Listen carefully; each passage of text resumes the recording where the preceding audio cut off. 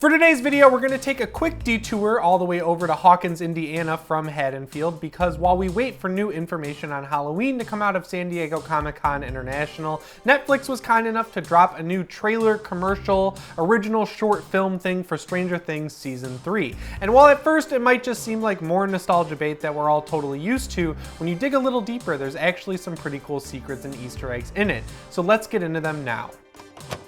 So the premise of this teaser is that it's a commercial for a new mall that's being put in Hawkins, Indiana by Starcourt Industries. Naturally, they're calling the mall Starcourt Mall. And while in 2018, because we're all becoming the people from WALL-E, a mall doesn't really seem that exciting, in 1984, it would have seemed like the coolest thing since sliced bread, which obviously makes me think that Starcourt Mall is going to be a central location in Season 3 of Stranger Things. The first Easter egg is actually the last thing you see in the trailer, but I just wanted to get it out of the way because it's so basic. I think Netflix is getting a little meta by telling us that the mall is opening up next summer. That obviously means to me that Stranger Things Season 3 is premiering next summer. So we've already had it established that the third season is going to take place in 1985, specifically the summer, which would put a full year between seasons 2 and 3.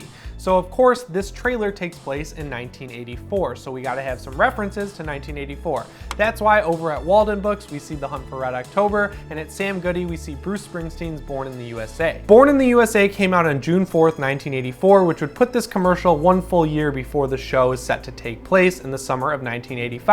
But I did find a little snag there. If you look up the release date of The Hunt for Red October, you really just find the year 1984. There's no exact dates, but I was able to find a Washington Post book review dated October 21st, 1984. So if Netflix is trying to set this commercial in the summer of 1984, they're just a little early by throwing that book in there. Moving forward a bit, we get to see some real stores that are still around today, like Zales, Claire's, Radio Shack, and The Gap. But the most significant one that gets the most prominence is the fictional ice cream store Scoops Ahoy. Now that makes me think it's going to play a not so insignificant role in the actual season of the show. We obviously see that Steve is working at the ice cream store, and that's definitely not an Easter egg, but if you haven't been paying attention to the news that's trickled out about season 3, you definitely didn't notice that Maya Hawke's character Robin is also working there with him.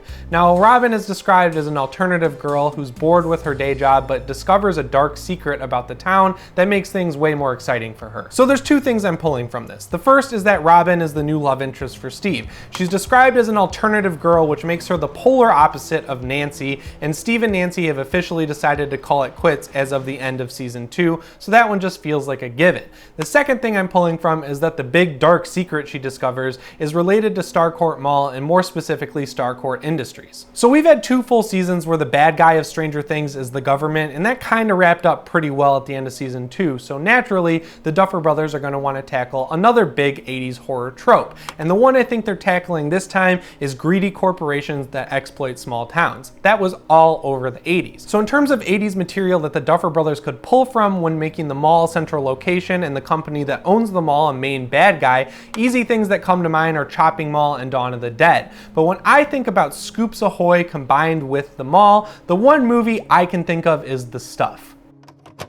Now, obviously, I have zero details to back this up, but The Stuff is an incredible movie that kind of gets overlooked by a lot of people, and I feel like it's the perfect bait for the Duffer Brothers to pull from. I really do think that Starcourt Industries might have found another secret ingredient for their ice cream in the Upside Down, you know, the realm of the Mind Flayer, and that might be what's getting people so excited about Scoops Ahoy. Now, I know that's a total crackpot theory, but that's just what I'm thinking based off this trailer alone. But yeah, guys, if you haven't seen The Stuff, I highly recommend it. It's one of my favorite 80s horror movies. I first learned about it from my favorite YouTuber, James Rolfe. He talked about it in his Cinemassacre Monster Madness videos a long time ago. I don't even want to know how long ago it was that I found out about this movie, but you should definitely seek it out. I know Arrow Video did a really good Blu-ray release of it, and I'm sure if you check Amazon Prime or Shudder or even Netflix, it's on one of those streaming services for sure.